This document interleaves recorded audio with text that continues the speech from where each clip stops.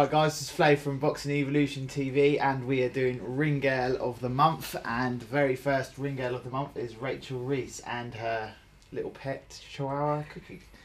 Say hello. Hello. So Rachel, how's it going? It's good. I don't think you've made a friend there who's trying to bite you. He loves me. You love me, don't you? So, right. So, tell me a bit about your ring girling career. Go back to mummy. Being a brat. I've been ring girling for about 6 years. I started off on a amateur show over in Bracknell and then moved on to Extreme Brawl. Worked on over 30 different promotions for MMA and boxing, and been head ring girl for numerous shows for numerous years, mainly in the MMA industry, but my next shows are Maximum Battle, Chump to Champ, and... Chump to Champ? Yes. Sounds interesting. And TMT. So, looking forward to it, really. So, I mean, I thought I'd get you on as the first one because you're very well known ring girls, especially in the MMA industry around the southern area, south of England, and I guess in the boxing world too. I mean, what do you prefer? Do you prefer boxing or do you prefer MMA? It really depends. It depends on the skills that are being shown. I love MMA if it's a proper tear up and they're not on the floor cuddling for the whole fight. But boxing always gives you that little bit more excitement, especially when there's some big hitters. So. Okay, you like a big strong punch, do you? So, I mean, what is your favourite part of ring girling? To be honest, it's working on the shows, working with the fighters. It's always an amazing atmosphere. It takes a lot of guts for people to get in the cage. And also, does that include the ring for a ring girl as well? Does it yeah, take guts to be a ring girl? The amount of shows that the girls have to have a few drinks beforehand. There's nothing worse than going up and walking around and not feeling comfortable. That ring feels like it's huge, and you end up doing it in about 2 seconds between rounds if you don't feel comfortable. So, but yeah, I just love it in general.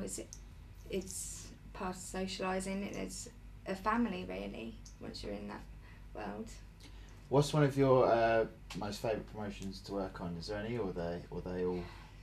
To be honest, they're all pretty fun. Each one has different qualities about them. For example, Maximum Battle, that has a load of girls, so it's always a great laugh. Whereas if you go to some of the smaller shows like TMT, they always put on great fights, and they're equal fights, so there's no bias or underdogs that are going to win, basically. So.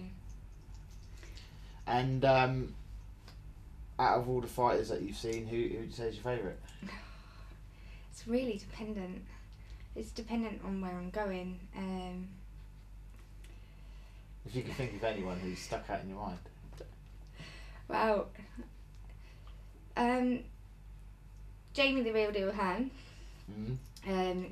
You've got to watch out for him. He's going to be one of the biggest players around in the boxing scene. Players? Yeah. Oh, right, okay. In the game. Yeah. So, but why yeah. is he your favourite? He always puts on a good show, from the walk-in to he has a thing about knockouts, obviously, with his last fight. Knocked a 4-stone guy out within... 4-stone heavyweight guy? Yeah. Yeah. Within the first round. Ian Hawkins was the same. He just takes on a lot more than what he should be able to handle. So. Okay. And MMA wise, any particular favourite fighters? I've always got a soft spot for Neil Groves. He's a true gent. Always puts on a great fight. He's is going places, and same as Ollie Thompson, who's obviously moved across into the UFC now. I've been to a few shows where he's been fighting, and it's always a great show. And once again, a true gent is totally different outside the ring. So, do you think how a fighter fights is any indication of what they're like as a person? not necessarily. There are the tap out crazed lots who will go around and they'll brag about being a fighter, and they'll act a certain way because they've had one cage fight or one boxing match. But genuinely, the professionals are gents, and they're gentle giants as soon as they're outside the cage. Okay. Well, tell me a bit about the dog. This is Cookie. Yeah. He's only 6 months old, a little rascal. I wanted to call him Hugo, but... So he wants to come back to me. You miss me, don't you? Oh. Yeah. Yeah. You're going to get kisses for the rest of the day. I think it's your beard. Huh? You like the beard? Like the older ladies like the beard, but you're a boy as well. I was a bit worried. Right. And what inspired you to get him? He's just a companion, really. Oh, yeah, you take him everywhere with you, do you? Yeah. I'd love to take him to shows with me, but... Yeah. Walk him around the cage with you? Yeah, I think he'd be a great mascot. One of the gingers. So,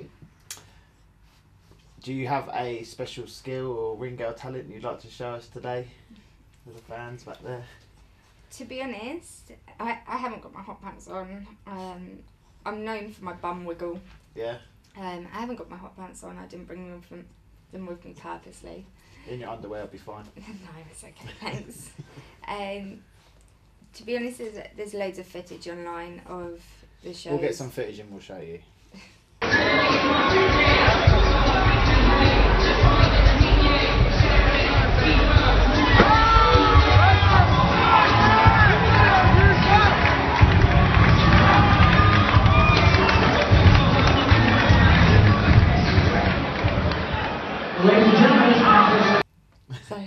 Okay, and so for the promoters out there, why should they hire you as a ring girl?